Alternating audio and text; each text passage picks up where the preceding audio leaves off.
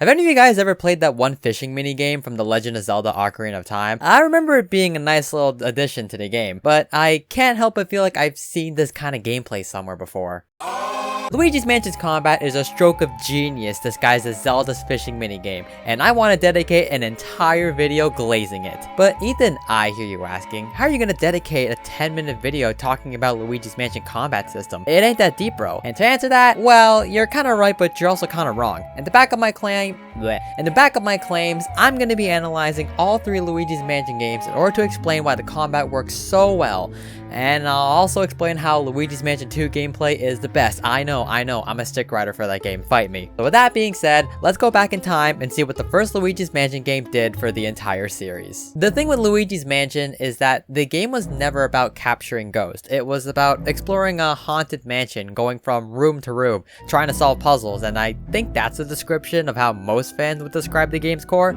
Correct me if I'm wrong, I'm not exactly a Luigi's Mansion purist. As the series progressed, it kind of devolved into more of an action arcade style game rather than a spooky explorer survival-esque horror inspired by the likes of Resident Evil.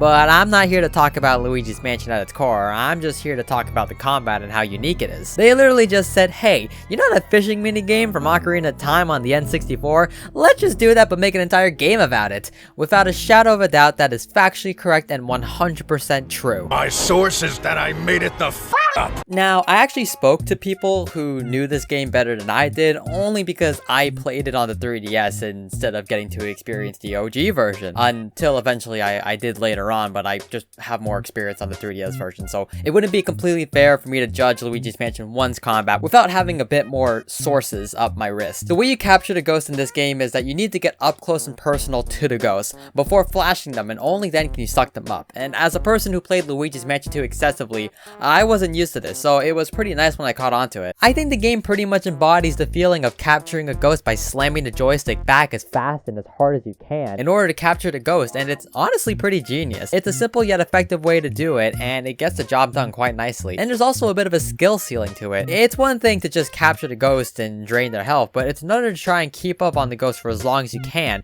and this becomes apparent when you're fighting the portrait ghost. When you're capturing the portrait ghost, they drop these little pearl-like things that can be exchanged for currency. The longer you tug onto them, the more money they drop, so on repeat playthroughs, when you know the strategy and know how to play the game, it becomes a type of motivation factor to try and capture all the ghosts in one single tug to maximize the amount of the monies you can get, which is honestly pretty genius in my opinion. So yeah, in concept, the ghost capturing mechanic is made really nice here, simulating the feeling of capturing a ghost and making for a great introduction to the combat system. Overall, a pretty good ground to start off. Let's see how the second game improves on that. Well, to many, people will say it's a downgrade because you no longer have the feeling of wrangling the ghost, but I don't exactly know how you're supposed to do that on a flat joystick. I forgot what these things are called. The mechanic was instead replaced by basically doing the exact same thing. You just have to hold in the opposite direction that the ghost is going. Yes, they absolutely dumbed down the mechanic. However, they introduced a brand new mechanic called the power surge, where when you're capturing a ghost or pulling away an object, a little aim meter will appear and slowly fill up as you keep pulling on the opposite direction. As the power surge charges, lightning is released from the poltergust, stunning the ghost in place and draining chunks of its health. The power surge has 3 levels: blue, which deals 15 damage and makes the ghost drop 3 coins upon defeat; green does 25 and drops 1 gold bar; and red does 55 and drops 3 gold bars. So when you're capturing the ghost, the idea is to drain the ghost's health to below 50 to capture it with a red gauge and maximize the amount of money you can get. Now in this context, it sounds less rewarding to remain tethered onto a ghost for a longer time, as in the first game, the longer you tug onto the portrait ghost, the more money you got. I should probably address that portrait ghosts are the only ghosts in the game that drop money, and no, speedy spirits don't count, as they don't drop money as you're constantly capturing them.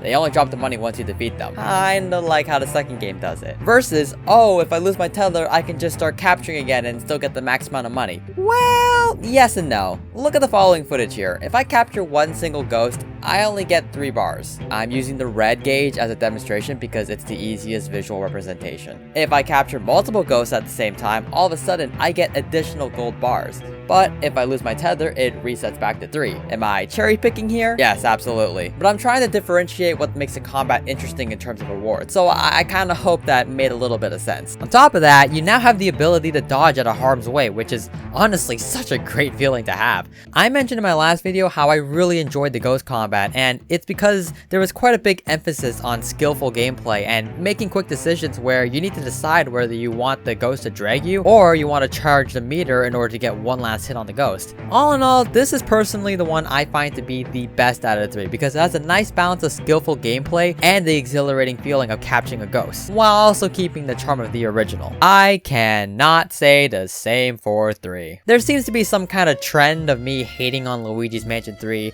and while yes and no, Luigi's Mansion 3 is not a terrible game by any stretch of the imagination. Like all these games, they are very good in their own right, but for me personally, Luigi's Mansion 3 is definitely the weaker of the 3. So how does Luigi's Mansion shape up in terms of ghost combat? Alright, I'll give credit where credit is due. When I first saw this ghost combat, I was exhilarated to see that Luigi has had enough, and he was completely fed up with this BS. He is just absolutely demolishing these ghosts. And when I got to try it out for myself, oh my god, the adrenaline. But as I got further and further into the game, the repetition of slamming the ghost into the ground kind of became a little boring. And yes, there is some skill where if you press A at a certain time, you can immediately start slamming again and that would give you more money. However, the idea of Luigi just slamming ghosts onto the ground kind of feels counterintuitive, and doesn't even get me started with the fact that you actually have to get up close and personal to get to the ghost and then suck on their tail in order to start capturing them, which is really infuriating, especially if you're dealing with the red hammers and the purple sneakers. On top of that, they completely got rid of any upgrade systems, so there's no need to upgrade your dark light device, no need to upgrade your power surge. It's baffling. They couldn't even give us an upgrade where we can increase the amount of slams that we do or how much longer we can tug onto a ghost, because oh boy, let me tell you something, you can only tug onto the ghost for a certain amount of time, which is just complete bullsquid. In the original 2 games, you can tug on for as long as you want. Luigi's Mansion 3 is just kind of like, oh, you sucking on me?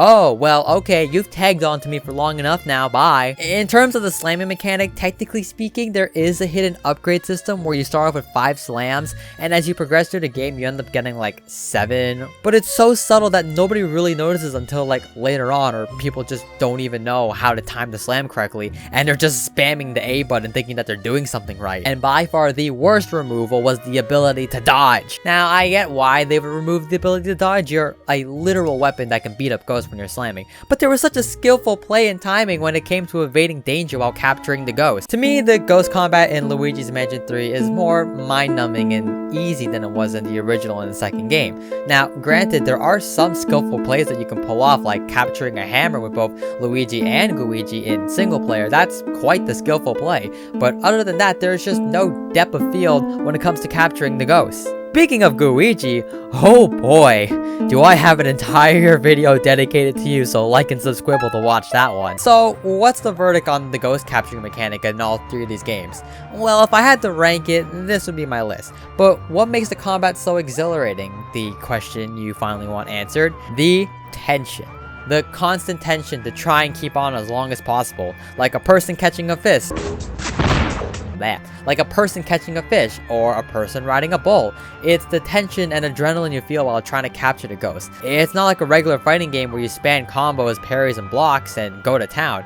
You're constantly doing damage, but you're always vulnerable, and that creates the risk-reward feeling that permeates throughout all the games. Yes, even Luigi's Mansion 3. All in all, the combat in Luigi's Mansion is something that should be praised. I think what the developers created is something pretty unique in terms of a fighting system, and I'm very curious to know how they're going to improve upon it for the 4th installment of the game. So yeah, Luigi's Mansion is a fishing game. The end. Like and subscribe as it helps out the channel, and while you're at it, check out this video on why a Scare Scraper can kiss my ass. Stay safe, stay wholesome, and don't forget to always be creative.